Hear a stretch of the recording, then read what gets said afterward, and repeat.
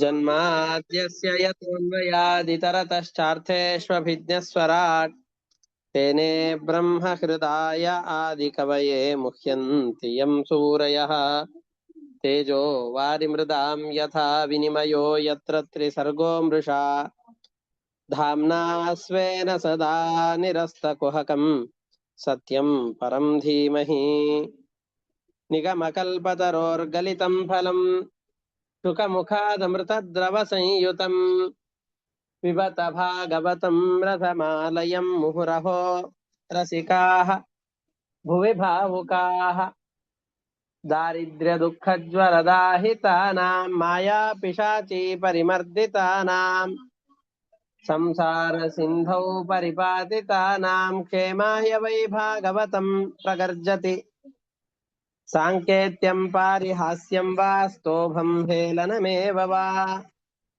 वैकुण्ठनामग्रहणम् अशेषाखहरं विदुः ಶ್ರೀ ಗುರುಭ್ಯೋ ನಮಃ ಹರಿ ಓಂ. ಇಲ್ಲಿಯವರೆಗಿನ ಪಾಠದಲ್ಲಿ ನಾವು 10ನೇ ಸ್ಕಂದದ 23ನೇ ಅಧ್ಯಾಯದಲ್ಲಿ ಕೃಷ್ಣ ಹೇಳಿದ ಮಾತುಗಳನ್ನು ಕೇಳಿ ಗೋಪಾಲಕರೆಲ್ಲರೂ, ನಂದಗೋಪನೆ ಮೊದಲಾದವರೆಲ್ಲರೂ ಗೋವರ್ಧನ ಪರ್ವತದ ಪೂಜೆಯನ್ನು ಮಾಡಿದ್ದಾರೆ. ಆ ನಂತರದಲ್ಲಿ ಇಂದ್ರನಿಗೆ ಸಿಟ್ಟು ಬಂದು ನನ್ನ ಆರಾಧನೆಯನ್ನ ಮಾಡುವುದನ್ನು ಬಿಟ್ಟು ಇವರೆಲ್ಲ ಅಚಲವಾದ ಬೆಟ್ಟವನ್ನ ಅರ್ಚಿಸಿದ್ದಾರೆ ಅಂತ ಕೃಷ್ಣ ಬಹಳ ಸಿಟ್ಟಾಗಿದ್ದಾನೆ.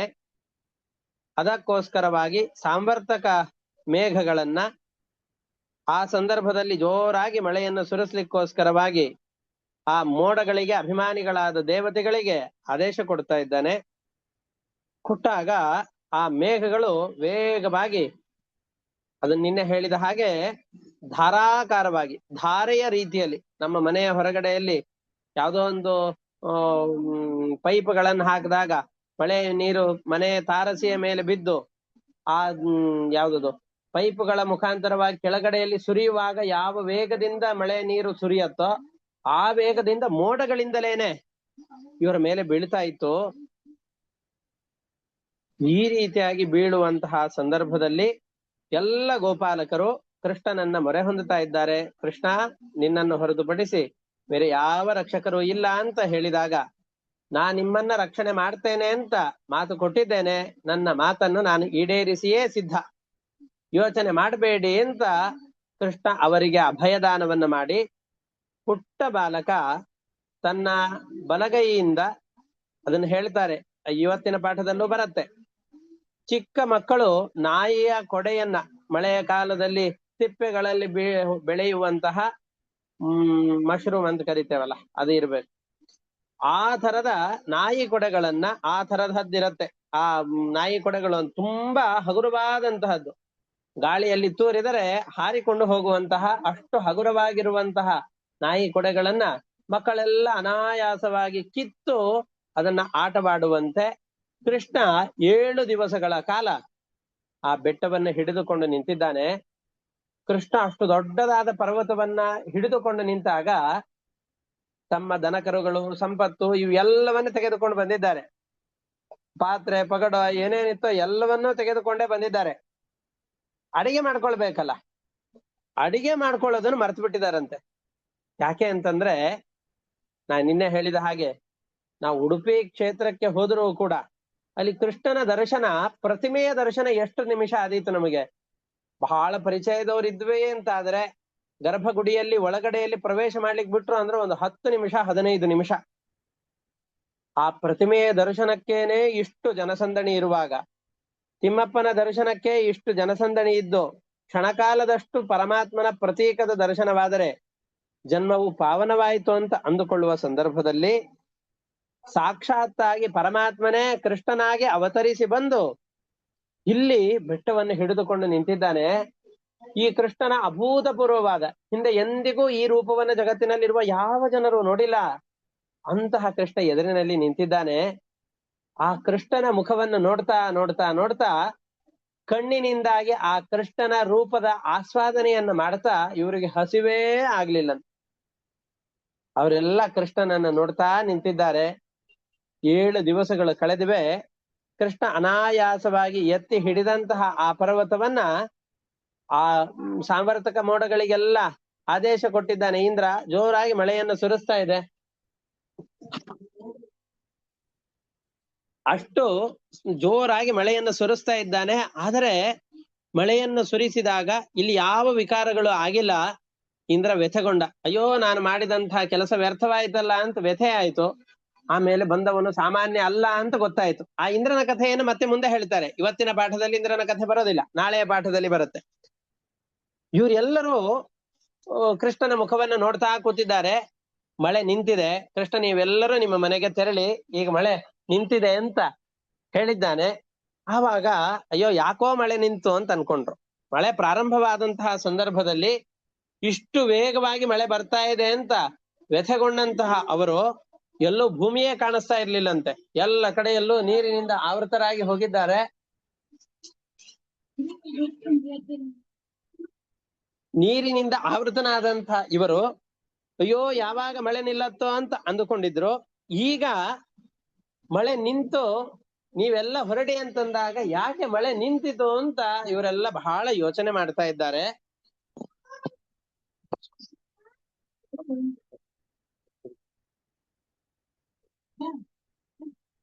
ಅವರೆಲ್ಲರೂ ಬಹಳ ವ್ಯಥೆಗೊಂಡಿದ್ದಾರೆ. ಆಯ್ತು, ಇವರೆಲ್ಲರೂ ಕೂಡ ತೆರಳಿ ಅಂತ ಹೇಳ್ತಾ ಇದ್ದಾರೆ. ಆಮೇಲೆ ಏನಾಯ್ತು ಅನ್ನುವ ಕಥೆಯನ್ನ ಶುಕಾಚಾರ್ಯರು ಹೇಳ್ತಾ ಇದ್ದಾರೆ. ಕೃಷ್ಣನ ಈ ಯೋಗ ಸಾಮರ್ಥ್ಯ ಇದೆಲ್ಲವನ್ನು ನೋಡಿದಂತ ಇಂದ್ರ ಬಹಳ ಆಶ್ಚರ್ಯಗೊಂಡಿದ್ದಾನೆ. ಅವನಿಗೆ ಅಹಂಕಾರ ಇತ್ತು. ನಾನೇ ಎಲ್ಲರಿಗೂ ಒಡೆಯನಾದವನೋ ಅನ್ನುವ ಅಹಂಕಾರ ಭಾವನೆ ಏನಿತ್ತೋ ಆ ಅಹಂಕಾರವನ್ನ ಬಿಟ್ಟಿದ್ದಾನೆ.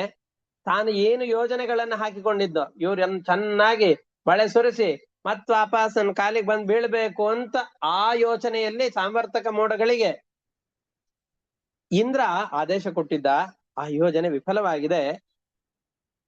ಮಳೆಗರೆಯದೆ ಹಾಗೆ ಅವುಗಳನ್ನು ನಿಲ್ಲಿಸ್ತಾ ಇದ್ದಾನೆ. ಮೋಡವೆಲ್ಲ ಸರಿದಿದೆ. ಸ್ವಚ್ಛವಾದ ಆಕಾಶ ಕಾಣಿಸ್ತಾ ಇದೆ. ಸೂರ್ಯ ಕಾಣಿಸಿಕೊಳ್ತಾ ಇದ್ದಾನೆ. ಜೋರಾಗಿ ಬೀಸ್ತಾ ಇದ್ದಂತಹ ಸುಂಟರ ಗಾಳಿ, ದೊಡ್ಡ ದೊಡ್ಡ ಗಾಳಿ ಇವೆಲ್ಲವೂ ನಿಂತು ಹೋಗಿವೆ. ಗೋಪಾಲಕರಿಗೆ ಕೃಷ್ಣ ಹೇಳ್ತಾ ಇದ್ದಾನೆ, ಭಯವನ್ನು ಬಿಡ್ರಿ. ನಿಮ್ಮ ಸಂಪತ್ತು, ನಿಮ್ಮ ಗಂಡ ಹೆಂಡಂದಿರು, ಮಕ್ಕಳು, ಹಸುಗಳು, ಕರುಗಳು, ನಿಮ್ಮ ಮನೆ ಪಾತ್ರೆ ಪಗಡುಗಳು ಏನೇನಿಲ್ಲ ಹೇರ್ಕೊಂಡು ಬಂದಿದ್ದೀರೋ ಎಲ್ಲವನ್ನು ತೆಗೆದುಕೊಂಡು ಹೊರಡಿ. ಕೃಷ್ಣ ಯೋಗಾನುಭಾವಂ ತಂ ನಿಶಮ್ಯ ಇಂದ್ರ ಅತಿ ವಿಸ್ಮಿತ ನಿಸ್ತಂಭ ಭ್ರಷ್ಟ ಸಂಕಲ್ಪ ಸ್ವಾನ್ ಮೇಘಾನ್ ಸನ್ಯವಾರಯತ್. ತಾನು ಯಾವ ಮೋಡಗಳಿಗೆ ಆದೇಶ ಕೊಟ್ಟಿದ್ನೋ ಆ ಮೋಡಗಳಿಗೆಲ್ಲ ವಾಪಸ್ಸು ಸುಮ್ಮನಾಗ್ಲಿಕ್ಕೆ ಅಂತ ಆದೇಶ ಕೊಡ್ತಾ ಇದ್ದಾನೆ. ತನ್ನ ಕೆಲಸ ಅವನಿಗೆ ಈಡೇರ್ಲಿಲ್ಲ. ಆಕಾಶವೆಲ್ಲ ಸ್ವಚ್ಛವಾಗಿದೆ. ಸೂರ್ಯ ಬರ್ತಾ ಇದ್ದಾನೆ. ಗಾಳಿಯ ವೇಗವಾದ ಹರಿವು, ಸುಂಟರ ಗಾಳಿ, ಚಂಡಮಾರುತ ಇದೇನಿತ್ತೋ ಇವೆಲ್ಲವೂ ಕೂಡ ನಿಂತಿವೆ. ಗೋವರ್ಧನ ಪರ್ವತವನ್ನು ಧರಿಸಿದ ಕೃಷ್ಣ ಹೇಳ್ತಾ ಇದ್ದಾನೆ, ನಿಶಮ್ಯೋಪರತಂ ಗೋಪಾನ್ ಗೋವರ್ಧನಧರೋ ಬ್ರವೀತ್. 10ನೇ ಸ್ಕಂದದ 23ನೇ ಅಧ್ಯಾಯದ 25ನೇ ಶ್ಲೋಕ. ಗೋವರ್ಧನ ಪರ್ವತವನ್ನು ಎತ್ತಿಕೊಂಡೇ ಇವರೆಲ್ಲರಿಗೂ ಹೇಳ್ತಾ ಇದ್ದಾನೆ, ನಿರ್ಯಾತ ತ್ಯಜ ತತ್ರಾಸಂ ಗೋಪಾಹ ಸಸ್ತ್ರೀ ಧನಾರ್ಭಕಾಹ ಉಪಾರತಂ ವಾತ ವರ್ಷಂ ವ್ಯುಧ ಪ್ರಾಯಾಶ್ಚ ನಿಮ್ನಗಾಹ. ಭಯವನ್ನು ಬಿಟ್ಬಿಡ್ರಿ. ನಿಮ್ಮ ಪತ್ನಿ, ಪುತ್ರರು, ಧನ ಸಂಪತ್ತು ಏನೇನಿದೆಯೋ ಈ ಎಲ್ಲ ಸಂಪತ್ತನ್ನು ತೆಗೆದುಕೊಂಡು ಇಲ್ಲಿಂದ ಹೊರಗಡೆ ಹೊರಟು ಬಿಡಿ. ಗಾಳಿ ಮಳೆ ಏನು ಭಯದಿಂದಾಗಿ ನೀವು ಒಳಗಡೆಯಲ್ಲಿ ಪ್ರವೇಶ ಮಾಡಿದ್ರು ಆ ಎಲ್ಲ ಗಾಳಿ ಭಯಗಳು ಕೂಡ ದೂರವಾಗಿದೆ. ಯಾವ ಗಾಳಿ ಭಯ, ಮಳೆಗಳ ಭಯ ಇಲ್ಲ. ಕೃಷ್ಣನ ಈ ಮಾತನ್ನ ಕೇಳಿಕೊಂಡು ಗೋಪಾಲಕರು, ಅವರ ಹೆಂಡತಿ, ಮಕ್ಕಳು, ವೃದ್ಧರು ಯಾರ್ಯಾರಿದ್ರೋ ಎಲ್ಲರನ್ನು ಕೂಡ ಕರೆದುಕೊಂಡು ತಮ್ಮ ಸಾಮಗ್ರಿಗಳನ್ನು ತೆಗೆದುಕೊಂಡು ವಾಪಸ್ ತಮ್ಮ ವೃಂದಾವನ ಇದೆ ಅಲ್ಲ ಆ ವೃಂದಾವನದ ಸಮೀಪಕ್ಕೆ ಅಂತ ತೆರಳುತ್ತಾ ಇದ್ದಾರೆ. ಎಲ್ಲರೂ ನೋಡ್ತಾ ಇದ್ದಾರೆ. ಕೃಷ್ಣ ಎತ್ತಿ ಹಿಡಿದಂತಹ ಆ ಪರ್ವತವನ್ನ ಮತ್ತೆ ಮೊದಲಿನಂತೆ ಆ ಮೊದಲಿಗೆ ಯಾವ ಸ್ಥಳದಲ್ಲಿ ಇತ್ತೋ ಆ ಸ್ಥಳದಲ್ಲಿಯೇ ಇರುವಂತೆ ಮತ್ತೆ ಅದನ್ನ ಆ ಸ್ಥಳಕ್ಕೆ ಇಡ್ತಾ ಇದ್ದಾನೆ.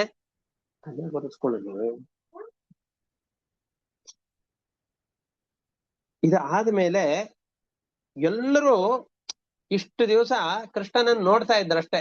ಕೃಷ್ಣನನ್ನ ತಬ್ಬಿಕೊಳ್ಳಿಕ್ಕೆ, ಮುದ್ದಾಡ್ಲಿಕ್ಕೆ ಯಾರಿಗೂ ಅವಕಾಶ ಇರ್ಲಿಲ್ಲ.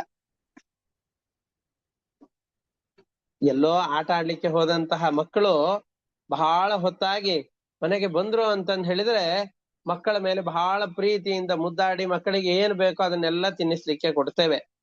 ಆದ್ರೆ 8 ವರ್ಷದ ಬಾಲಕ 7-8 ವರ್ಷದ ಬಾಲಕ ಇಷ್ಟು ಹೊತ್ತು 7 ದಿನಗಳ ಕಾಲ ಯಾವ ಪರ್ವತದ ಅಡಿಯಲ್ಲಿ ನಾವು ನಿಂತಿದ್ದೇವೋ ಆ ದೊಡ್ಡದಾದ ಪರ್ವತವನ್ನ ಹೊತ್ತುಕೊಂಡು ನಿಂತಿದ್ದಾನೆ. ಅದು ಎಂತಹ ಪರ್ವತ ಅದು?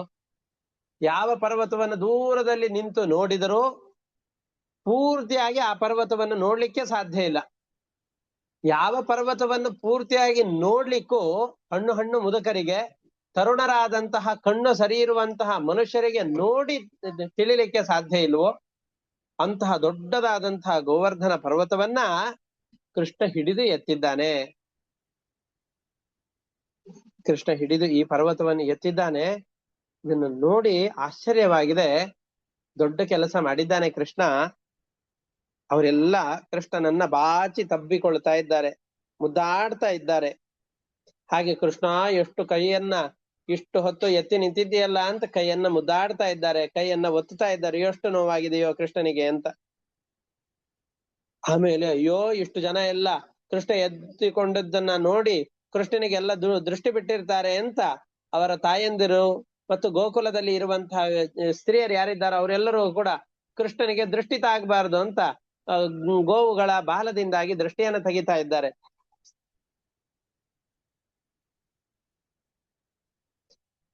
ಇದೆಲ್ಲವನ್ನ ಕೃಷ್ಣನಿಗೆ ಮಾಡ್ತಾ ಇದ್ದಾರೆ. ಆಮೇಲೆ ಕೃಷ್ಣನನ್ನ ಯಶೋದೆ, ರೋಹಿಣಿ, ನಂದಗೋಪ, ಅನೇಕ ಜನ ಹಿರಿಯರಾದಂತಹ ನಂದರು ಇವರೆಲ್ಲರೂ ಇದ್ದಾರೆ. ಇವರೆಲ್ಲರೂ ಕೂಡ ಕೃಷ್ಣನನ್ನ ಗಟ್ಟಿಯಾಗಿ ತಬ್ಬಿಕೊಂಡು ಕೃಷ್ಣನಿಗೆ ಆಶೀರ್ವಾದವನ್ನ ಮಾಡ್ತಾ ಇದ್ದಾರೆ. ಯಾಕೆ? ವಯಸ್ಸಿನಿಂದ ಹಿರಿಯರಾಗಿದ್ದಾರೆ, ತಂದೆ ತಾಯಿಗಳಾಗಿದ್ದಾರೆ, ಆಶೀರ್ವಾದ ಮಾಡ್ತಾ ಇದ್ದಾರೆ. ಎಲ್ಲರೂ ಅಂತರಿಕ್ಷದಲ್ಲಿ ನಿಂತುಕೊಂಡು ದೇವತೆಗಳೆಲ್ಲ ಎಂತಹ ಅದ್ಭುತವಾದ ಕಾರ್ಯವನ್ನ, ಲೋಕದ ಜನರಿಗೆ ಅದ್ಭುತ, ಕೃಷ್ಣನಿಗೆ ತುಂಬಾ ಅನಾಯಾಸವಾದ ಕೆಲಸ. ನಮಗೆ ಕೆಲವೊಂದಿಷ್ಟು ತುಂಬಾ ದೊಡ್ಡದಾದ ಕಾರ್ಯಗಳು ಅಂತ ಕಾಣುತ್ತೆ. ಯಾರ ದೃಷ್ಟಿಯಲ್ಲಿ ಅಂದ್ರೆ ನಮ್ಮ ದೃಷ್ಟಿಯಲ್ಲಿ ತುಂಬಾ ಅದ್ಭುತವಾದಂತಹ ಕಾರ್ಯಗಳು ಅಂತ ಯಾವ್ದಿವೆಯೋ ಆ ಎಲ್ಲ ಅದ್ಭುತವಾದಂತಹ ಕಾರ್ಯಗಳು ಕೃಷ್ಣನ ದೃಷ್ಟಿಯಲ್ಲಿ ತುಂಬಾ ಅಲ್ಪವಾದಂತಹದ್ದು. ಅಂತಹ ಕಾರ್ಯಗಳನ್ನ ಕೃಷ್ಣ ಮಾಡಿದ್ದಾನೆ. ದೇವತೆಗಳೆಲ್ಲ ಆಕಾಶದಲ್ಲಿ ನಿಂತು ನೋಡ್ತಾ ಇದ್ದಾರೆ. ಹೂಮಳೆಯನ್ನ ಕೃಷ್ಣನ ಮೇಲೆ ಸುರಿಸ್ತಾ ಇದ್ದಾರೆ. ದಿವಿ ದೇವ ಗಣ ಸರ್ವೇ ಸಿದ್ಧ ಗಂಧರ್ವ ಚಾರಣಾ ತುಷ್ಟುವುರ್ ಮುಮುಚುಸ್ತುಷ್ಟಾ ಪುಷ್ಪ ವರ್ಷಾಣಿ ಭಾರತ. ಆಕಾಶದಲ್ಲಿ ನಿಂತುಕೊಂಡು ದೇವತೆಗಳು ಕೃಷ್ಣನ ಸ್ತೋತ್ರಗಳನ್ನ ಹಾಡ್ತಾ ಇದ್ದಾರೆ, ಕೃಷ್ಣನ ಮೇಲೆ ಪುಷ್ಪವೃಷ್ಟಿಯನ್ನ ಮಾಡ್ತಾ ಇದ್ದಾರೆ. ಅಷ್ಟೇ ಅಲ್ಲ, ಒಳ್ಳೆ ನಮಗೆ ಯಾವುದೋ ಒಂದು ಸಂದರ್ಭದಲ್ಲಿ ನಾವು ದೂರದಲ್ಲಿ ಎಲ್ಲೋ ಒಂದು ಕಡೆಯಲ್ಲಿ ಶಬ್ದ ಬರ್ತಾ ಇದೆ ಅಂತಾದ್ರೆ, ಎಲ್ಲೋ ಒಂದು ದೇವಸ್ಥಾನ ಇದೆ, ದೇವಸ್ಥಾನದಲ್ಲಿ ಪೂಜೆ ಆಗ್ತಾ ಇದೆ, ಅದಕ್ಕೋಸ್ಕರ ಶಂಖಧ್ವನಿ ಆಗ್ತಾ ಇದೆ ಅಂತ ತಿಳಿದುಕೊಳ್ತೇವೆ. ಆದ್ರೆ ಯಾವ ದೇವಸ್ಥಾನಗಳೂ ಇಲ್ಲದೇ ಇರುವಂತಹ ಸಂದರ್ಭದಲ್ಲಿ ಜೋರಾಗಿ ಶಂಖ ದುಂದುಭಯೋ ನೇದುಹು ದಿವಿ ದೇವ ಪ್ರಚೋದಿತಾ ಜಗುರ್ ಗಂಧರ್ವ ಪತಯ ತುಂಬುರು ಪ್ರಮುಖ ನೃಪ. ತುಂಬುರುವೆ ಮೊದಲಾದಂತಹ ಶ್ರೇಷ್ಠ ಗಂಧರ್ವರೆಲ್ಲ ಕೃಷ್ಣನ ಸ್ತೋತ್ರಗಳನ್ನ ಹಾಡ್ತಾ ಇದ್ದಾರೆ. ಅಷ್ಟೇ ಅಲ್ಲ, ದೇವತೆಗಳೆಲ್ಲ ಶಂಖಧ್ವನಿಯನ್ನ ಜೋರಾಗಿ ಮಾಡ್ತಾ ಇದ್ದಾರೆ. ಶಂಖಧ್ವನಿಯನ್ನ ಮಾಡಿಕೊಂಡು ಜೋರಾಗಿ ಶಬ್ದವನ್ನ ಮಾಡಿ ಕೃಷ್ಣನ ಈ ಅದ್ಭುತವಾದಂತಹ ಗುಣಗಾನವನ್ನ ನಾವು ಯಾವ್ದಾದ್ರು ಒಳ್ಳೆ ಕೆಲಸ ಆಗ್ತಾ ಇದೆ ಅಂತಂದ್ರೆ ಆ ಸಂದರ್ಭದಲ್ಲಿ ಶಂಖಧ್ವನಿಯನ್ನು ಮಾಡ್ತಾರೆ, ನಗಾರಿಗಳನ್ನು ಮಾಡ್ತಾರೆ, ಒಳ್ಳೆ ಕೊಳಲಿನ ಧ್ವನಿಯನ್ನು ಮಾಡ್ತಾರೆ. ಈ ತರದ ಒಳ್ಳೆ ಮಧುರವಾದಂತಹ ಧ್ವನಿಗಳನ್ನು ಮಾಡ್ತಾರೆ. ಉದಾಹರಣೆಗೆ ನಾವು ಮದುವೆಯ ಸಂದರ್ಭದಲ್ಲಿ ಮುಂಜಿ ಈ ತರದ ಸಂದರ್ಭಗಳಲ್ಲೆಲ್ಲ ನಾವು ನೋಡಿರ್ತೇವಲ್ಲ, ಗಟ್ಟಿ ಮೇಳ ಅಂತ ಹೇಳಿ, ಮೇಳದವರೇ ಗಟ್ಟಿಯಾಗಿ ಆ ಶಬ್ದಗಳನ್ನು ನುಡಿಸಿ ಅಂತ ಹೇಳ್ತಾರಲ್ಲ, ಆ ರೀತಿಯಾಗಿ ಇವರೆಲ್ಲ ಹೇಳ್ತಾ ಇದ್ದಾರೆ. ಗಟ್ಟಿಯಾಗಿ ನಿಮ್ಮ ಮೇಳದಿಂದಾಗಿ ಶಬ್ದವನ್ನ ಮಾಡಿ ಅಂತ ಹೇಳ್ತಾ ಇದ್ದಾರೆ. ಆ ಎಲ್ಲ ಶಬ್ದಗಳು ಕೂಡ ಕೇಳಿ ಬರ್ತಾ ಇದೆ. ನಂತರದಲ್ಲಿ ರಾಮಕೃಷ್ಣರು ಇವರೆಲ್ಲರೂ ಕೂಡ ಗೋಕುಲವನ್ನ ಪ್ರವೇಶ ಮಾಡ್ತಾ ಇದ್ದಾರೆ. ಎಲ್ಲರೂ ಕೃಷ್ಣನ ಲೀಲೆಗಳನ್ನ ಹಾಡ್ತಾ ಬಹಳ ಸಂತೋಷದಿಂದ ಕೃಷ್ಣನ ಸುತ್ತಲನಲ್ಲೂ ಕೂಡ ನರ್ತನವನ್ನು ಮಾಡ್ತಾ ಇದ್ದಾರೆ ಅಂತ ಹೇಳ್ತಾ ಇದ್ದಾರೆ. ತಥೋನು ರಕ್ತೈ ಪಶುಪೈ ಪರಿಶ್ರಿತೋ ರಾಜನ್ಸ ಗೋಷ್ಠಂ ಸಬಲೋ ಅವಿಷದ್ಧರಿಃ ತಥಾ ವಿಧಾನ್ಯಸ್ಯ ಕೃತಾನಿ ಗೋಪಿಕಾ ಗಾಯಂತ್ಯಃ ಈಯುರ್ಮುದಿತಾ ಹೃದಯ ಸ್ಪೃಶಃ. ತುಂಬಾ ಮನೋಹರವಾದ ಕಂಠವುಳ್ಳಂತಹ ಗೋಪಿಕೆಯರು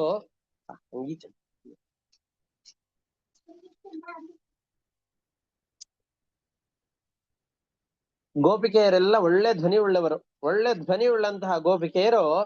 ನಮಗೂ ಬಹಳ ಒಳ್ಳೆ ಧ್ವನಿಯುಳ್ಳಂತಹ ಅನೇಕ ಜನ ಗಾಯಕರು ಸಿಗ್ತಾರೆ. ಆದರೆ ನಾವು ಪ್ರಾರಂಭದಲ್ಲಿ ಭಾಗವತದ ಪ್ರಾರಂಭದಲ್ಲಿ ಮೊದಲನೇ ಸ್ಕಂದದಲ್ಲೇ ಹೇಳಿದ್ದೇವೆ, ನಮ್ಮ ಮಾತುಗಳು ಸಾರ್ಥಕವಾಗೋದು ಯಾವಾಗ?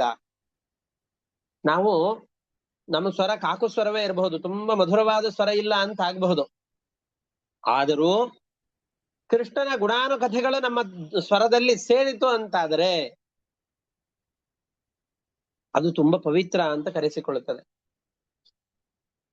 ಈಗ ಈ ಯಾವುದೋ ಒಂದು ಅಂಕುಡೊಂಕಾದಂತಹ ಬಂಗಾರದ ತಂತಿಯಲ್ಲಿ ಎಲ್ಲೋ ಒಂದು ಕಡೆಯಲ್ಲಿ ಬಿದ್ದಿದೆ ಅಂತಾದ್ರೆ ಅದನ್ನ ಯಾರು ಬೆಲೆ ಇಲ್ಲ ಅಂತ ಎಸೆಯೋದಿಲ್ಲ. ಅಂಕುಡೊಂಕಾಗಿದೆ, ಆದರೂ ಬಂಗಾರದ ತಂತಿ ಅಂತ ಅದನ್ನ ಸ್ವೀಕಾರ ಮಾಡ್ತಾರೆ.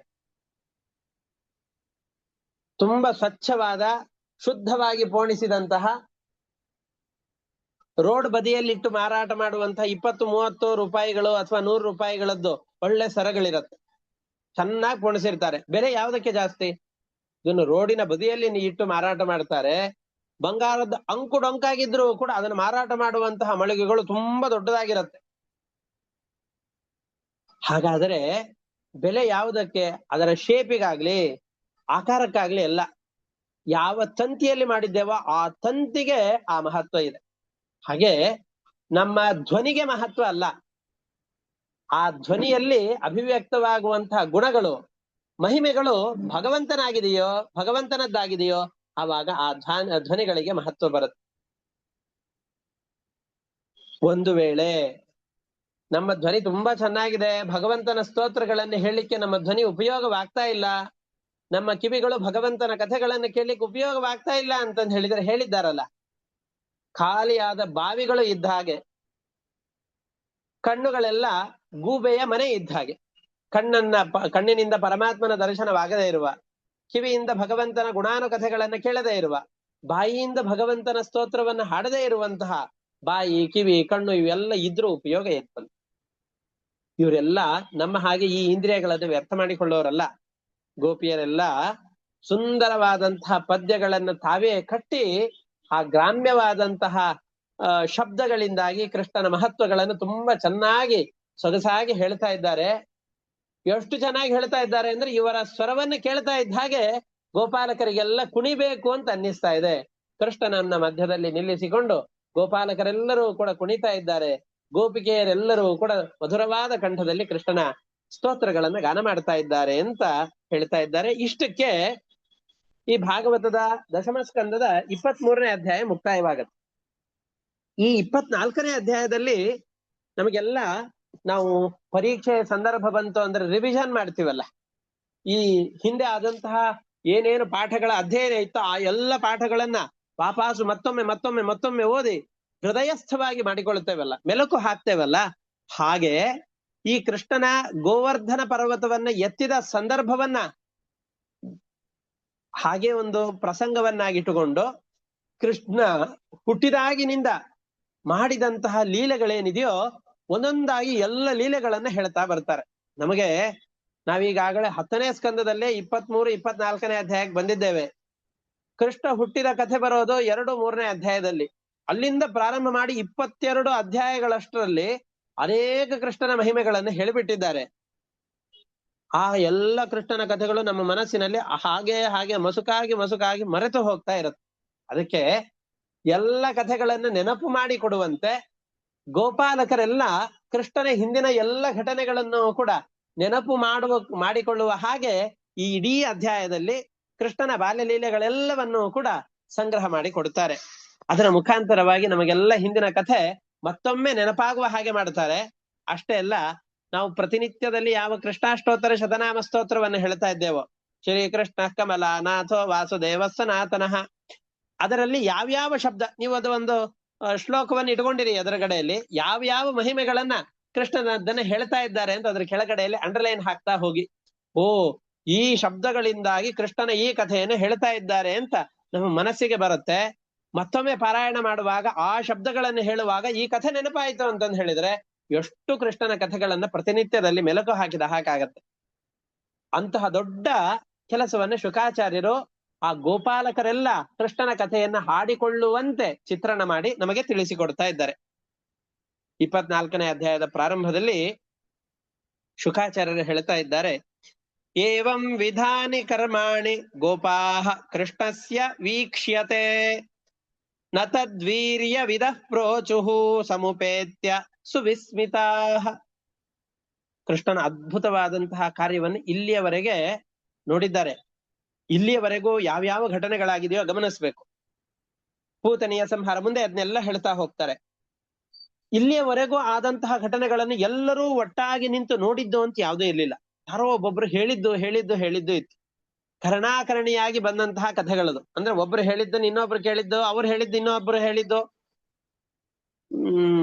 ನಾವು ಒಂದು 10 ಜನರನ್ನ ಒಂದೇ ರೂಮಿನಲ್ಲಿ ಕೂಡಿಸಿ ಮೊದಲನೇದವನಿಗೆ ಒಂದು ಕಥೆಯನ್ನ ಹೇಳಿ ಅದನ್ನ ಪಕ್ಕದಲ್ಲಿದ್ದವನಿಗೆ ಹೇಳ್ಬೇಕು, ಆ ಪಕ್ಕದಲ್ಲಿದ್ದವನ ಅವನ ಪಕ್ಕದಲ್ಲಿದ್ದವನಿಗೆ ಹೇಳ್ಬೇಕು, ಕಿವಿಯಲ್ಲಿ ಹೇಳ್ಬೇಕು. ಮೊದಲನೇದವನು ಎರಡನೇದವನಿಗೆ ಹೇಳ್ಬೇಕು, ಎರಡನೇದವನು ಮೂರನೇದವನಿಗೆ ಹೇಳ್ಬೇಕು, ಮೂರನೇದವನು ನಾಲ್ಕನೇದವನಿಗೆ ಹೇಳ್ಬೇಕು. 10ನೇದವನಿಗೆ ಬರೋ ಅಷ್ಟರಲ್ಲಿ ಮೊದಲಿಗೆ ಹೇಳಿದ ಕಥೆಗಳು ಮತ್ತೆ ಕೊನೆಗೆ ಬಂದಂತಹ ಕಥೆಗಳು ಪೂರ್ತಿಯಾಗಿ ವ್ಯತ್ಯಾಸ ಆಗಿ ಹೋಗ್ಬಿಟ್ರದು.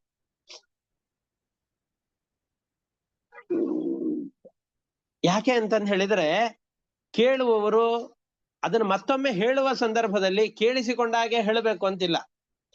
ಅವ್ರು ಕೇಳಿಸಿಕೊಳ್ಳುವಾಗ್ಲೂ ಏನೇನೋ ತಪ್ಪಾಗಿ ಕೇಳಿಸಿಕೊಂಡು ಇರಬಹುದು. ಹಾಗಾಗಿ ಇಲ್ಲಿಯವರೆಗೂ ಆದಂತಹ ಘಟನೆಗಳೇನಿದೆಯೋ ಎಲ್ಲವನ್ನು ಎಲ್ಲರೂ ನೋಡಿ ಹೇಳಿದ ಘಟನೆಗಳಲ್ಲ.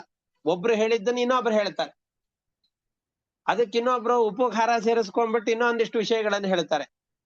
ಅಥವಾ ನಮಗೆ ಯಾರೋ ಒಬ್ಬರ ಬಗ್ಗೆ ಒಂದು ಮಾತು ಬಂತು ಅಂತಾದ್ರೆ, ನಮಗೆ ಅವರು ತುಂಬಾ ಆತ್ಮೀಯರಾಗಿದ್ರು ಅಂತಂದ್ರೆ, ಅದು ಕೆಟ್ಟ ಮಾತುಗಳು ಅಂತ ಆಗಿತ್ತು ಅಂತಂದ್ರೆ, ಇದು ಈ ತರ ಇರ್ಲಿಕ್ಕೆ ಸಾಧ್ಯ ಇಲ್ಲ ಅಂತ ಆ ಮಾತುಗಳನ್ನ ತಿರಸ್ಕಾರ ಮಾಡ್ತೇವೆ. ಆದ್ರೆ ನಮ್ಮ ಆತ್ಮೀಯರ ಬಗ್ಗೆ ಒಳ್ಳೆ ಮಾತುಗಳು ಬಂತು ಅಂದ್ರೆ ಅವ್ರು ಎಷ್ಟು ಹೇಳಿರ್ತಾರೋ ಅದಕ್ಕಿನ್ನೂ ಸ್ವಲ್ಪ ಸೇರಿಸಿ ನಾವು ಅದನ್ನ 4 ಜನರಿಗೆ ಹೇಳ್ತೇವೆ.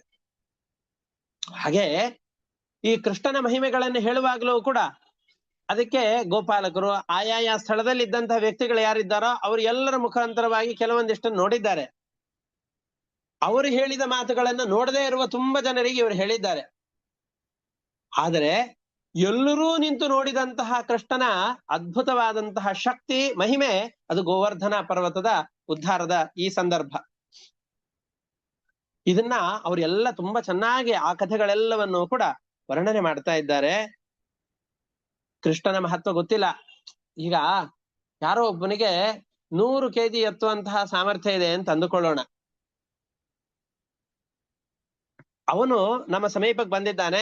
ನಾವು ನಮ್ಮ ಮನೆಯಲ್ಲಿ ಎತ್ತಿರೋದೇ 2-3 kg. 5 kg ಎತ್ತು ಬಿಟ್ರೆ 10 kg ಭಾರವನ್ನು ಎತ್ತು ಬಿಟ್ವಿ ಅಂತಂದ್ರೆ ಬೆನ್ನು ಹಿಡಿದುಕೊಂಡು ನಮ್ಮನ್ನ ಎತ್ತಿ ಕೂಡಿಸ್ಲಿಕ್ಕೆ ಒಂದಿಬ್ರು ಬೇಕಾಗಿರುತ್ತೆ. ಅಂಥ ಮನೆಯ ಪರಿಸ್ಥಿತಿಯಲ್ಲಿ ನಾವಿರ್ತೇವೆ. ಯಾರೋ ಒಬ್ಬನು ಬಂದು ಬಲಿಷ್ಠನಾದ 100 kgಗಳನ್ನು ಎತ್ತುವ ಸಾಮರ್ಥ್ಯ ಇರುವವನು ಬಂದು 15-20 kg ಎತ್ತು ಬಿಟ್ಟ ಅಂತಂದ್ರೆ ಹುಬ್ಬಾರಿಸಿಕೊಂಡು ಎಷ್ಟು ಶಕ್ತಿ ಇದೆ ಇವನಿಗೆ ಅಂತ ಬಹಳ ಆಶ್ಚರ್ಯದ ದೃಷ್ಟಿಯಿಂದ ಅವನನ್ನು ನೋಡ್ತೇವೆ. ಆದ್ರೆ ಅವನ ಶಕ್ತಿ ಸಾಮರ್ಥ್ಯಗಳು ಅಷ್ಟೇ ಅಲ್ಲ, ಇನ್ನು ಬಹಳ ಭಾರವನ್ನು ಎತ್ತುವ ಸಾಮರ್ಥ್ಯ ಅವನಿಗಿದೆ. ಆದ್ರೆ ನಮ್ಮ ಸಾಮರ್ಥ್ಯ ತುಂಬಾ ಕಡಿಮೆ. ನಮ್ಮ ಸಾಮರ್ಥ್ಯಕ್ಕಿಂತ ಹೆಚ್ಚಿಗೆ ಸಾಮರ್ಥ್ಯ ಇರೋರನ್ನು ನೋಡಿದ ತಕ್ಷಣ ಓ ಇದು ತುಂಬಾ ದೊಡ್ಡದು ಅಂತ ನಾವು ಯೋಚನೆ ಮಾಡ್ತೇವೆ. ಅವರ ಸಾಮರ್ಥ್ಯ ಇನ್ನೂ ಹೆಚ್ಚಿಗೆ ಇರುತ್ತೆ, ಆದ್ರೆ ನಮಗೆ ಇದನ್ನ ನೋಡಿಯೇ ಸುಸ್ತಾಗಿ ಹೋಗ್ಬಿಡತ್ತೆ. ಹಾಗೆ ಈ ಗೋಪಾಲಕರೆಲ್ಲ ಇಂತಹ ಅದ್ಭುತವಾದ ಘಟನೆಗಳನ್ನು ಜೀವನದಲ್ಲಿ ನೋಡಿದವರಲ್ಲ. ಬಹಳ ಸಾಮಾನ್ಯವಾದಂತಹ ಬದುಕನ್ನ ಕಟ್ಟಿಕೊಂಡವರವರು ಕೃಷ್ಣನ ಮಹಿಮೆಗಳನ್ನು ನೋಡ್ತಾ ಇದ್ದಾರೆ. ಇವ್ರಿಗೆಲ್ಲ ಅದು ತುಂಬಾ ದೊಡ್ಡದು ಅಂತ ಅನ್ನಿಸ್ತಾ ಇದೆ. ಕೈಯಲ್ಲಿ ಗೋವರ್ಧನ ಪರ್ವತವನ್ನು ಎತ್ತಿ ತುಂಬಾ ದೊಡ್ಡದು ಅಂತ ಅನ್ನಿಸ್ತಾ ಇದೆ. ಬಾಯಲ್ಲಿ ಬ್ರಹ್ಮಾಂಡವನ್ನು ತೋರಿಸಿದ ಕೃಷ್ಣನಿಗೆ ಕೈಯಲ್ಲಿ ಗೋವರ್ಧನವನ್ನು ಎತ್ತೋದು ಎಷ್ಟು ದೊಡ್ಡದು. ಇದು ವಸ್ತುತಃ ದೊಡ್ಡ ಮಹಿಮೆ ಅಲ್ಲ ಕೃಷ್ಣನದ್ದು. ಆದರೂ ನಮ್ಮ ದೃಷ್ಟಿಯಲ್ಲಿ, ನಮ್ಮ ಯೋಗ್ಯತೆಯಲ್ಲಿ, ನಮ್ಮ ಮನುಷ್ಯ ದೃಷ್ಟಿಯಲ್ಲಿ ನೋಡಿದಾಗ ತುಂಬಾ ದೊಡ್ಡದಾದಂತಹ ಮಹಿಮೆಗಳು ಅಂತ ನಮಗೂ ಕಾಣತ್ತೆ, ಆ ಗೋಪಾಲಕರಿಗೂ ಕಾಣತ್ತೆ. ಆ ಕಥೆಗಳನ್ನ ಅವರು ಹೇಳಿಕೊಳ್ತಾ ಇದ್ದಾರೆ. ನಥದ್ವೀರ್ಯ ವಿದಃ ಪ್ರೋಚುಹು ಸಮುಪೇತ್ಯ ಸುವಿಸ್ಮಿತಾ. ಕೃಷ್ಣನ ಮಹಾತ್ಮ್ಯವನ್ನು ತಿಳಿದವರಲ್ಲ ಅವ್ರು ಬಹಳ ಸಂತೋಷದಿಂದ ಒಟ್ಟಾಗಿ ಕೂತಿದ್ದಾರೆ. ಈ ಸಾಯಂಕಾಲದ ಸಂದರ್ಭದಲ್ಲಿ ನಾವೆಲ್ಲ ಭಾಗವತ ಪಾಠಕ್ಕೆ ಅಂತ ಒಂದು ಕಡೆಯಲ್ಲಿ ಕೂತಿದ್ದೇವಲ್ಲ, ಒಂದೇ ಕಡೆಯಲ್ಲಿ ಕೂತಿಲ್ಲ, ನಮ್ಮ ಮನೆಗಳಲ್ಲಿ ನಾವೆಲ್ಲ ಒಟ್ಟಾಗಿ ಕೂತಿದ್ದೇವೆ. ಆದ್ರೆ ಅವರೆಲ್ಲರೂ ಕೂಡ ಅರಳಿ ಕಟ್ಟೆ ಅಂತ ಊರಿನಲ್ಲಿ ಇರತ್ತಲ್ಲ, ಆ ತರದ ಅರಳಿ ಕಟ್ಟೆಯಲ್ಲಿ ಇವರೆಲ್ಲ ಕೂತಿದ್ದಾರೆ. ಕೂತುಕೊಂಡು ಮಾತನಾಡ್ತಾ ಇದ್ದಾರೆ, ಕೃಷ್ಣನ ಮಹಿಮೆಗಳನ್ನ ಒಂದು ಕಡೆಯಲ್ಲಿ ಹೇಳ್ತಾ ಇದ್ದಾರೆ. ನಾವು ಅರಳಿ ಕಟ್ಟೆಯಲ್ಲಿ ಕೂತ್ಕೊಂಡು ಮಾತನಾಡಿದರೆ ಇನ್ನೊಬ್ಬರ ಮನೆಯಲ್ಲಿ ಎಷ್ಟು ತೂತಿದೆ ಅಂತ ಅದನ್ನೇ ವಿಚಾರ ಮಾಡೋದು. ಇನ್ನೊಬ್ಬರ ಮನೆಯ ಒಲೆ ತೂತು ಎಷ್ಟಿದೆ, ಅವ್ರ ಮನೆಯಲ್ಲಿ ದೋಸೆಯಲ್ಲಿ ಎಷ್ಟು ತೂತಿದೆ, ಅವ್ರ ತಪ್ಪುಗಳೇನೋ ಇವ್ರ ತಪ್ಪುಗಳೇನೋ, ಇದನ್ನು ವಿಚಾರ ಮಾಡ್ತೇವೆ. ಇದು ಎಲ್ಲ ಪಾಪಕ್ಕೆ ಕಾರಣವಾದದ್ದು. ಅದನ್ನು ಮಾಡಬಾರ್ದು. ಮತ್ತೊಬ್ಬರ ದೋಷಗಳನ್ನು ಎಣಿಸುವಂತಹದ್ದು ನಮ್ಮ ಕರ್ತವ್ಯವೂ ಅಲ್ಲ, ನಮಗದರಲ್ಲಿ ಅರ್ಹತೆಯೂ ಇಲ್ಲ. ಇನ್ನೊಬ್ಬರ ದೋಷಗಳನ್ನು ಎಣಿಸ್ಲಿಕ್ಕೆ ನಾವೆಷ್ಟರವರು? ಹೇಳುವುದಾದರೆ ಕೃಷ್ಣನ ಮಹಿಮೆಗಳನ್ನು ಹೇಳಬೇಕು. ಇವರು ಸಾರ್ಥಕವಾಗಿ ಆ ಸಂದರ್ಭವನ್ನ ಕಳೀತಾ ಇದ್ದಾರೆ. ಕೃಷ್ಣನ ಮಹಿಮೆಗಳನ್ನು ಹೇಳ್ತಾ ಕಾಲಯಾಪನೆ ಮಾಡ್ತಾ ಇದ್ದಾರೆ. ಈ ಕಾರ್ಯಗಳೆಲ್ಲ ಮಹಾ ಅದ್ಭುತವಾಗಿದೆ. ಇಂಥ ಅದ್ಭುತವಾದ ಚೇತನ ಇದ್ದಾನಲ್ಲ, ನಮ್ಮಂತಹ ಸಾಮಾನ್ಯರ ಜನರ ಮನೆಯಲ್ಲಿ ಹೇಗೆ ಹುಟ್ಲಿಕ್ಕೆ ಸಾಧ್ಯ? ನಾವೆಲ್ಲ ಇಷ್ಟು ದೊಡ್ಡದಾದ ಕೆಲಸವನ್ನು ಮಾಡಿದವರು ಅಲ್ಲ, ಕಂಡವರು ಅಲ್ಲ, ಕೇಳಿದವರು ಅಲ್ಲ. ಯಾರೋ ನಾವೆಲ್ಲರೂ ಕೂಡ ಬಹಳ ಅಜ್ಞಾನಿಗಳು, ತುಂಬಾ ಮುಗ್ಧರಾದವರು. ನಮ್ಮಲ್ಲಿ ಜ್ಞಾನಶಕ್ತಿ ಅಷ್ಟೆಲ್ಲ ಇಲ್ಲ. ನಮ್ಮ ಮನೆಯಲ್ಲಿ ಯಾರೋ ಒಬ್ಬನು ತುಂಬಾ ಬಡತನದಲ್ಲಿರುವ ಅಥವಾ ಅಷ್ಟಾಗಿ ಜ್ಞಾನ ಸಂಪತ್ತಿಲ್ಲದೆ ಇರುವ ತಂದೆ ತಾಯಿಗಳ ಮಗನಾಗಿ ಯಾರೋ ಒಬ್ರು ಹುಟ್ಟಿರ್ತಾರೆ. ಬಹಳ ದೊಡ್ಡ ಸಾಧನೆಯನ್ನು ಮಾಡಿಬಿಡ್ತಾರೆ. ಮಾಡಿಬಿಟ್ಟಾಗ ಆ ತಂದೆ ತಾಯಿಗಳಿಗೆ ಆಶ್ಚರ್ಯ ಆಗತ್ತೆ, ಇವ್ ನಮ್ಮ ಮಗನು,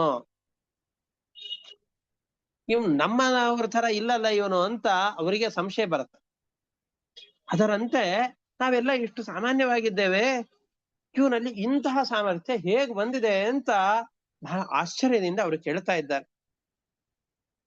ಯಾಕೆ ಅಂತಂದ್ರೆ, ಈ ದೊಡ್ಡ ಮದಭರಿತವಾದಂತಹ ಆನೆ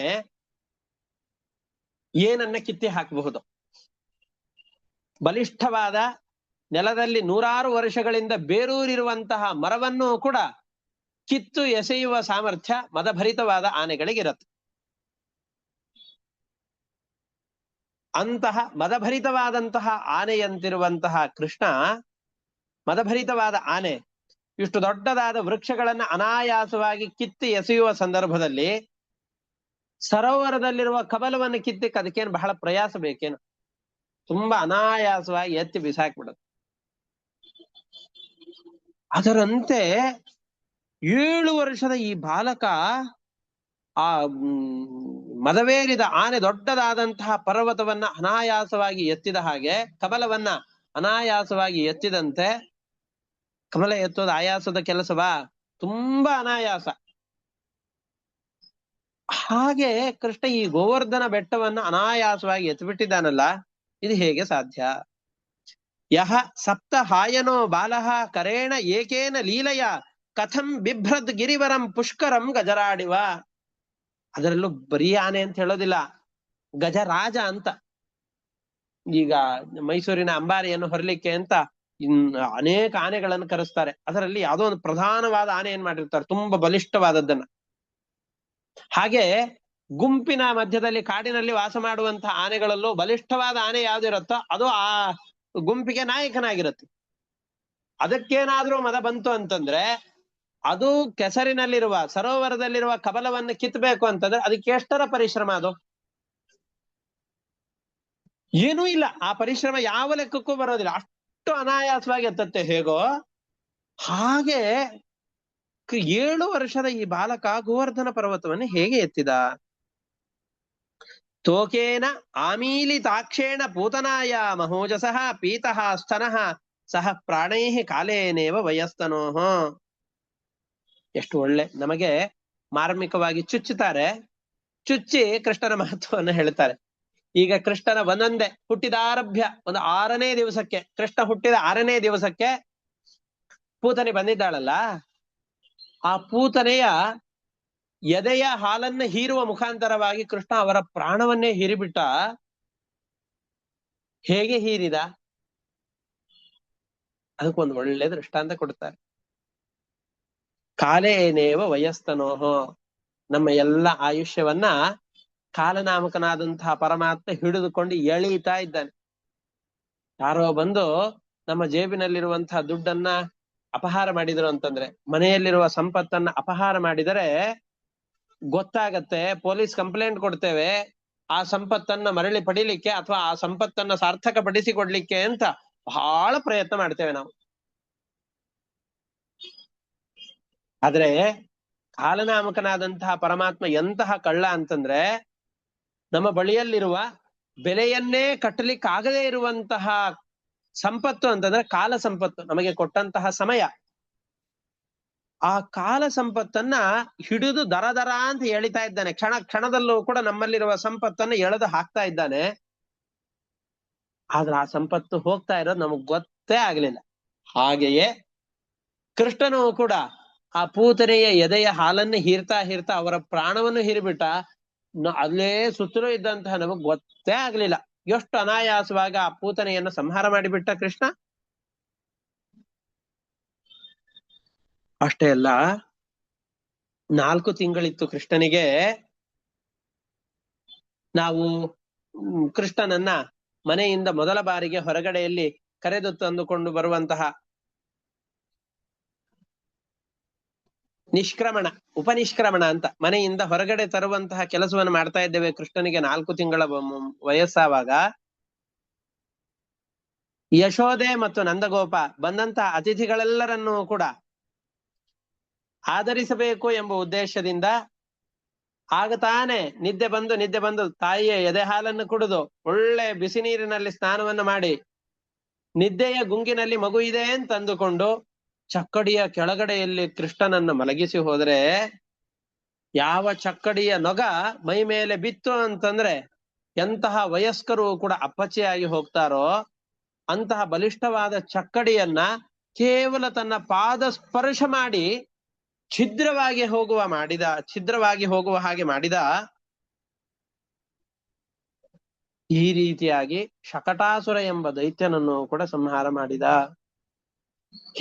ಹಿನ್ವತೋಧ ಶಯಾನಸ್ಯ ಮಾಸ್ಯಸ್ಯ ಚರಣೌ ಉದಕ್ ಅನೋ ಅಪತತ್ ವಿಪರ್ಯಸ್ತಂ ರುದತಃ ಪ್ರಪದಾಹತಂ.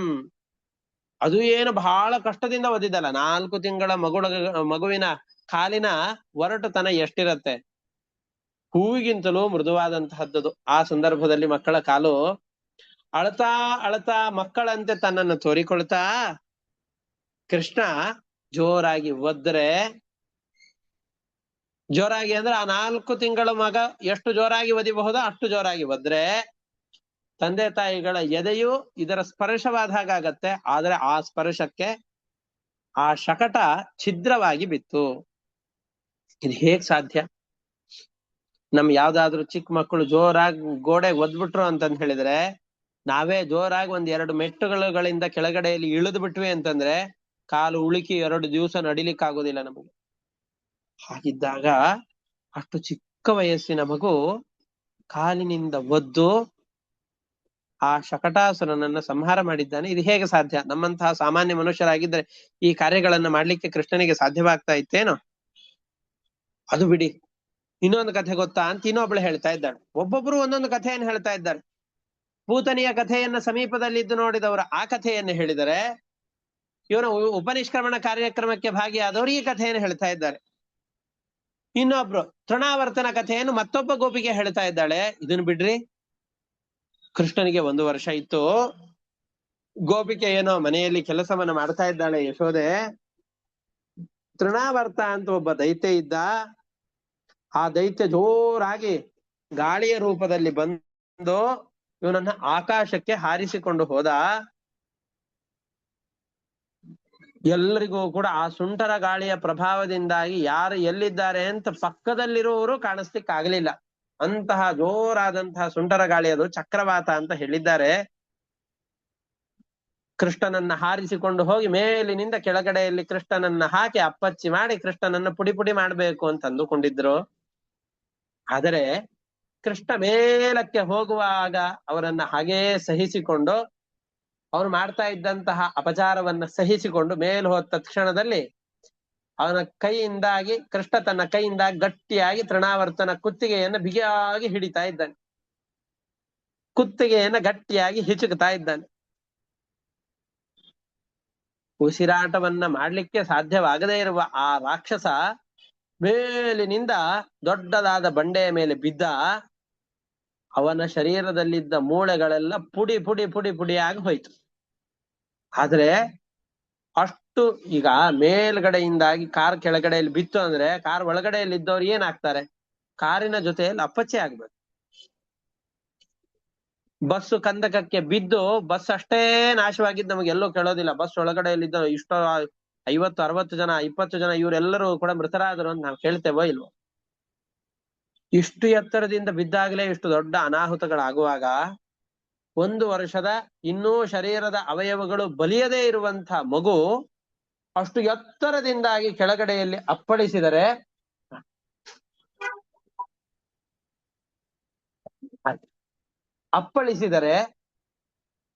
ಆವಾಗ ಅನಾಯಾಸವಾಗಿ ಕೆಳಗಡೆಯಲ್ಲಿ ಬಂದು ಆ ತೃಣಾವರ್ತನ ಶರೀರದ ಮೇಲೆ ಆಟ ಮಾಡ್ತಾ ಇದ್ದಾನೆ. ಇದು ಸಾಮಾನ್ಯರಾದಂತಹ ಬಾಲಕರಾಗಿದ್ರೆ ಈ ರೀತಿಯಾಗಿ ಮಾಡ್ಲಿಕ್ಕೆ ಸಾಧ್ಯವಾಗ್ತಾ ಇತ್ತೆ. ಇಷ್ಟಾಯ್ತು. ಇಷ್ಟೆಲ್ಲ ಕಥೆಯನ್ನು ಹೇಳಿದ್ಮೇಲೆ ಇನ್ನೊಬ್ಬಳಿಗೆ ಸುಮ್ಮನೆ ಕೂಡ್ಲಿಕ್ಕೆ ಆಗ್ಲಿಲ್ಲ. ಅವಳು ಹೇಳ್ತಾ ಇದ್ದಾಳೆ, ಇಷ್ಟೇ ಅಲ್ಲರಿ, ಒಮ್ಮೆ ಕೃಷ್ಣ ಬೆಣ್ಣೆಯನ್ನ ಕದಿತಾ ಇದ್ದ. ಒರಳು ಕಲ್ಲನ್ನ ಮಲಗಿಸಿ ಬುಡಮೇಲಾಗಿ ಮಾಡಿ ಅದ್ರ ಮೇಲ್ಗಡೆಯಲ್ಲಿ ಹತ್ತಿ ನಿಂತು ದೊಡ್ಡದಾದ ಬೆಣ್ಣೆಯ ಪಾತ್ರೆಯನ್ನು ಹಿಡಿದುಕೊಂಡು ಅದರಲ್ಲಿರುವ ಬೆಣ್ಣೆಯನ್ನು ತಾನು ತಿಂದು ಅಷ್ಟಕ್ಕೆ ಹೋಗ್ಬೇಕು ತಾನೆ. ಹೋಗ್ಲಿಲ್ಲ ಕೃಷ್ಣ. ಅದರ ಒಳಗಡೆಯಲ್ಲಿದ್ದಂತಹ ಬೆಣ್ಣೆ ಎಲ್ಲವನ್ನು ಕೂಡ ತೆಗೆದು ಆ ಮನೆಯಲ್ಲಿದ್ದಂತಹ ಯಾವ್ಯಾವ ಬೆಕ್ಕುಗಳು ಅಂತಿತ್ತು ಆ ಬೆಕ್ಕುಗಳಿಗೆಲ್ಲದಕ್ಕೂ ಕೂಡ ತಿನ್ನಿಸ್ತಾ ಇದ್ದಾನೆ.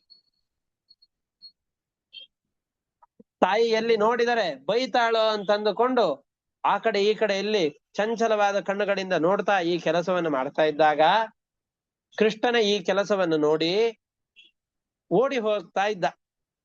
ಈ ರೀತಿಯಾಗಿ ಮಾಡಬೇಡ ಅಂತ ಯಶೋಧ ಹೇಳಿದಳು. ಮತ್ತೆ ಕೇಳಿಲ್ಲ, ನನಗೆ ನೀನು ಬುದ್ಧಿವಾದವನ್ನು ಹೇಳ್ತೀಯಾ ಅಂತ ಇದ್ದಂತಹ ಮೊಸರಿನ ಗಡಿಗೆಗಳನ್ನ ಬೆಣ್ಣೆಯ ಗಡಿಗೆಗಳನ್ನ ಎಲ್ಲವನ್ನು ಒಡೆದು ಹಾಕ್ಬಿಟ್ಟ ಕೃಷ್ಣ. ಆವಾಗ ಇವಳ ತಾಯಿಗೆ ಸಿಟ್ಟು ಬಂದು ಯಾವುದೋ ಒಂದು ಹಗ್ಗದಿಂದ ಕಟ್ಲಿಕ್ಕೆ ಅಂತ ನೋಡಿದ್ಲು. ಆ ಹಗ್ಗವನ್ನು ಕಟ್ಲಿಕ್ಕೆ ಆಗ್ಲೇ ಇಲ್ಲ. ಎಷ್ಟು ದೊಡ್ಡ ಹಗ್ಗ ಬಂತಂದ್ರು 2 ಅಂಗುಲದಷ್ಟು ಕಡಿಮೆ ಆಗ್ತಾ ಇತ್ತು. ನಮ್ಮನೆಯದು, ಪಕ್ಕದ ಮನೆಯದು, ಎದುರುಗಡೆಯಲ್ಲಿ ಮನೆಯವರು, ಹಿಂಬದಿಯಲ್ಲಿ ಮನೆಯವರು ಎಲ್ಲರ ಹಗ್ಗವನ್ನು ತಂದು ಜೋಡಿಸಿ ಕೃಷ್ಣನನ್ನು ಕಟ್ಟಬೇಕು ಅಂತಂದ್ರು ಸುಸ್ತಾಗಿ ಹೋದ್ಲು, ಕಟ್ಲಿಕ್ಕೆ ಆಗ್ಲಿಲ್ಲ. ಆಮೇಲೆ ಇಷ್ಟು ಚಿಕ್ಕ ಮಗುವನ್ನು ಕಟ್ಲಿಕ್ಕೆ ಅಷ್ಟು ದೊಡ್ಡ ಹಗ್ಗ ಬೇಕೇನ್ರಿ? ಆದ್ರೂ ನೋಡಿ ಕೃಷ್ಣನನ್ನ ಕಟ್ಲಿಕ್ಕೆ ಆಗ್ಲಿಲ್ಲ ಅವರಿಗೆ. ಆಮೇಲೆ ಏನೋ ಹರಸಾಹಸ ಪಟ್ಟು ಆ ವರಳಿಗೆ ಕೃಷ್ಣನನ್ನ ಕಟ್ಟಿದಳು. ಇವಳು ಆ ಕಡೆಯಲ್ಲಿ ಹೋಗೋದೇ ಕೃಷ್ಣ 2 ದೊಡ್ಡದಾಗಿ ಬೆಳೆದಂತಹ ಕಲ್ಲು ಬಂದು 2 ಮರಗಳ ಮಧ್ಯದಲ್ಲಿ ಸಿಕ್ಕಿ ಹಾಕಿಕೊಳ್ತಾ ಇದೆ. ಜೋರಾಗಿ ಆ ವರಳು ಕಲ್ಲನ್ನು ಸೆಳೆದರೆ 100 ವರ್ಷಗಳಿಂದ ಅಲಿಯೇ ಬೆಳೆದಂತಹ ಬೃಹದಾಕಾರವಾದಂತಹ ಆ ಮತ್ತಿ ಮರಗಳೆಲ್ಲ ನೆರಕ್ಕೆ ಉರುಳಿ ಬಿಟ್ಟಿದೆ. ಕೃಷ್ಣ ನೋಡಿ ನಗ್ತಾ ಇದ್ದಾನಷ್ಟೆ. ಕೃಷ್ಣನಿಗೆ ಯಾವ ಆಪತ್ತು ಆಗಲಿಲ್ಲ. ನಾವು ಒಂದು ಮರವನ್ನ ಹತ್ತಿ ಆ ಮರದ ಗೆಲ್ಲನ್ನ ಕಡಿಬೇಕು ಅಂದ್ರೆ ಬರೀ ಕೈಯಿಂದ ಕಡಿಲಿಕ್ಕೆ ಬಲಿತಂತಹ ಮರಗಳ ಕಾಂಡಗಳನ್ನ ಸೀಳ್ಲಿಕ್ಕೆ ನಮಗ ಆಗೋದಿಲ್ಲ. ಕತ್ತಿ ಬೇಕಾಗತ್ತೆ, ಗರಗಸಬೇಕಾಗತ್ತೆ. ಕೃಷ್ಣ 1, 2, 3 ವರ್ಷಗಳ ಬಾಲಕ ಈ ಸಂದರ್ಭದಲ್ಲಿ ಇಷ್ಟು ಜೋರಾಗಿ ಆ ಮತ್ತಿ ಮರಗಳನ್ನ ಧರಾಶಾಯಿಯಾಗುವ ಹಾಗೆ ಮಾಡಿಬಿಟ್ಟ ಅಂತ ಹೇಳ್ತಾ ಇದ್ದ.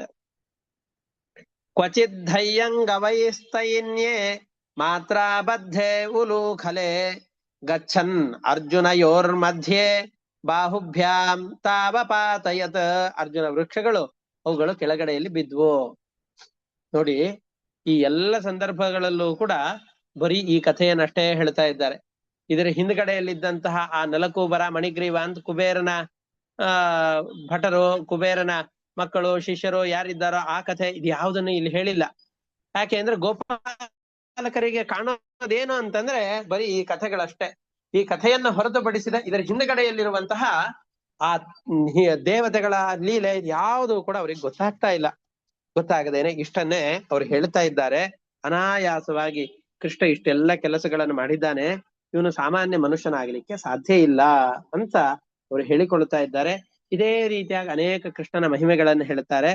ನಂತರದಲ್ಲಿ ಮುಂದಿನ ಅಧ್ಯಾಯದಲ್ಲಿ ಇಂದ್ರ ಬಂದು ಕೃಷ್ಣನಿಗೆ ಕ್ಷಮೆಯನ್ನು ಬೇಡಿ ತನ್ನ ಅಹಂಕಾರವನ್ನ ಬಿಡುತ್ತಾನೆ. ಈ ಕಥೆಗಳೆಲ್ಲವೂ ಕೂಡ ಮುಂದಿನ ಪಾಠದಲ್ಲಿ ಇವೆ, ಅದನ್ನ ಮುಂದಿನ ಪಾಠದಲ್ಲಿ ನೋಡೋಣ ಅಂತ ಹೇಳ್ತಾ ಹಿಂದಿನ ಪಾಠವನ್ನು ಇಷ್ಟಕ್ಕೆ ಮುಕ್ತಾಯ ಮಾಡ್ತಾ ಇದ್ದೇನೆ.